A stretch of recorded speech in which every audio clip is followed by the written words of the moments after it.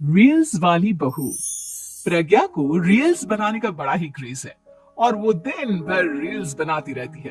खाते पीते घूमते फिरते घर में कॉलेज में रील्स बनाने के कारण प्रज्ञा पूरे कॉलेज में हाईलाइटेड है।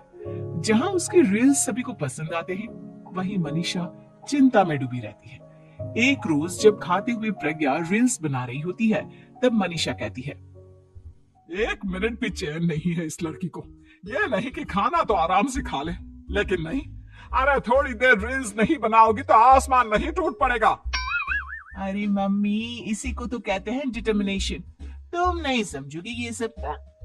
भगवान, इस लड़की को सद्बुद्धि दे। जब देखो तब टेढ़ा बाका मुंह बनाती रहती है।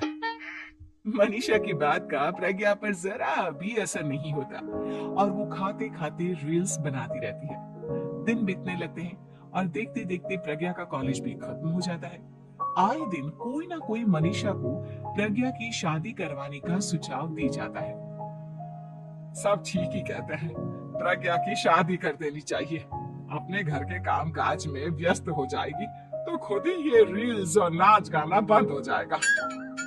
मनीषा और प्रेम प्रज्ञा के लिए एक अच्छा लड़का ढूंढने लगते हैं और तभी विकी का रिश्ता प्रज्ञा के लिए आता है, जिसने प्रज्ञा को उसकी रील्स देखकर पसंद कर लिया था। अगले दिन विकी अपने माता पिता के साथ प्रज्ञा के घर पहुंच जाता है और प्रज्ञा साड़ी पहने हाथों में चाय की ट्रे लिए उनके सामने आती है। जब विकी को पसंद है तो हमें भी बहू पसंद है। बहन जी, आप बारात की तैयारी कीजिए। एक बार लड़का लड़की अकेले में बात कर ले तो अच्छा रहेगा। हाँ हाँ, क्यों नहीं।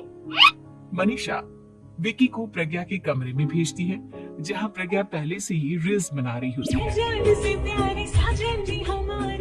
तभी विकी कहता है, आ गए आपके साजन जी। हमारे साथ ये रील्स कंप्लीट करती तो और भी अच्छा रहता। अच्छा जी, अब आ ही गए हैं तो बना ही लेती हूँ आपके साथ। दोनों मिलकर रील्स बनाते हैं। जब वी मीट और तुरंत पोस्ट भी कर देते हैं। फिर विकी कहता है, जब आप साड़ी में चाय लेकर आए तब मुझे लगा कि कहीं मैं गलत घर में तो नहीं आ गया। आप सही है।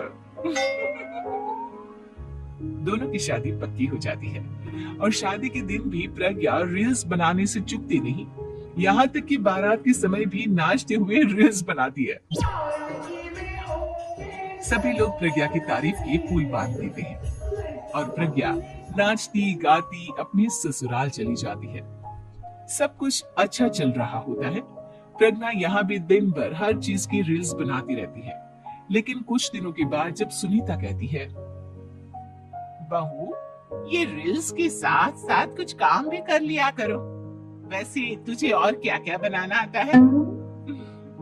मम्मी जी, वैसे तो सब कहते हैं कि मैं सब कुछ अच्छा बनाती हूँ, लेकिन मुझे लगता है कि मैं मैगी अच्छा बना लेती हूँ। हाँ, कॉफी भी अच्छा बना लेती हूँ और मुंह तो सबसे अच्छा बना लेती हूँ। है? अच्छा अच्छा।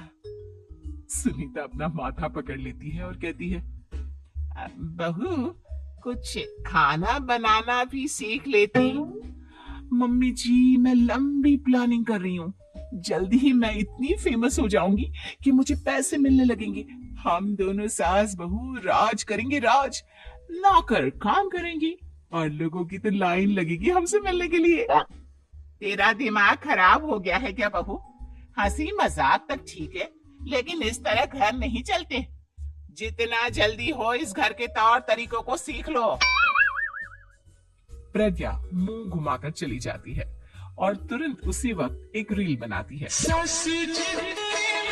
ये देख सुनीता का गुस्सा 7वें आसमान पर चला जाता है और विकी के घर आती ही सुनीता उसे सब कुछ बताती है।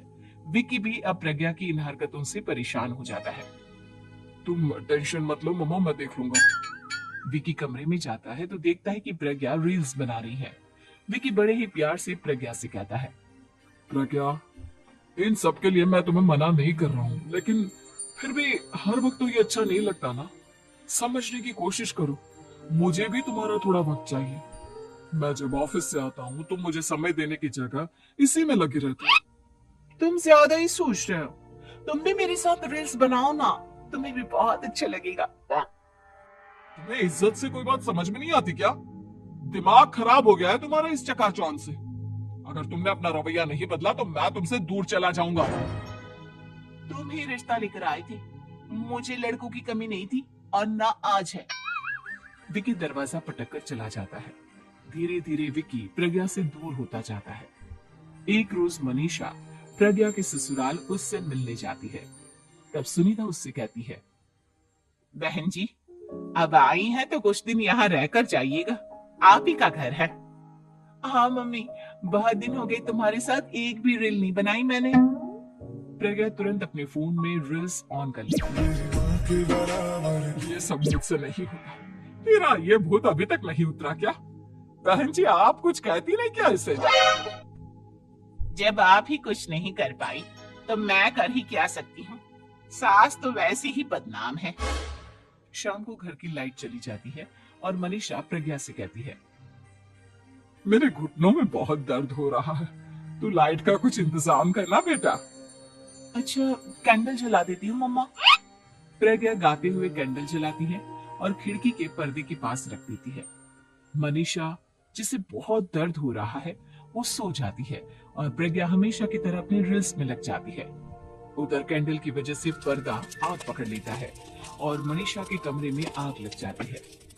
बचाओ, कोई है बचाओ। सभी भागते हैं और विकी कमरे की आग बुझाने में लग जाता है, लेकिन तब तक मनीषा आधी जल चुकी थी। मनीषा की हालत देख प्रज्ञा रोने लगती है।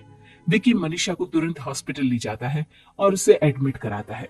विकी प्रज्ञा से कहता है, देख लिया ना, तुम्हारे इस नाच गाने की वजह से आज तुम्हारी माँ की जान जाते जाते रह गई। अब पता नहीं तुम और क्या चाहती हो। उधर डॉक्टर कहते हैं, इनकी हालत बहुत नाजुक है, आधे से ज्यादा जल चुकी है। प्रज्ञा रोती हुई मंदिर में जाती है और भगवान के आगे जाकर कहती है, भगवान मेरी माँ को ठीक कर दो, मैं कसम खाती हूँ हाथ से ये रील्स बनाना छोड़ दूंगी, बस मुझे मेरी माँ वापस मिल जाए। 2 दिन बीत जाते हैं और मनीषा खतरे से बाहर आ जाती है। पेशेंट अब ठीक है, आप लोग उनसे मिल सकते हो। सब कोई मनीषा से मिलता है और प्रज्ञा सबके सामने अपना फोन तोड़ देती है। मुझे माफ कर दो मम्मा, मैंने तुम लोगों की बातों को नजरअंदाज किया। बेटा कोई भी चीज जरूरत से ज्यादा खराब है। मैंने तुम्हें रील्स बनाने से कभी मना नहीं किया, लेकिन हर वक्त एक ही चीज तो सही नहीं है।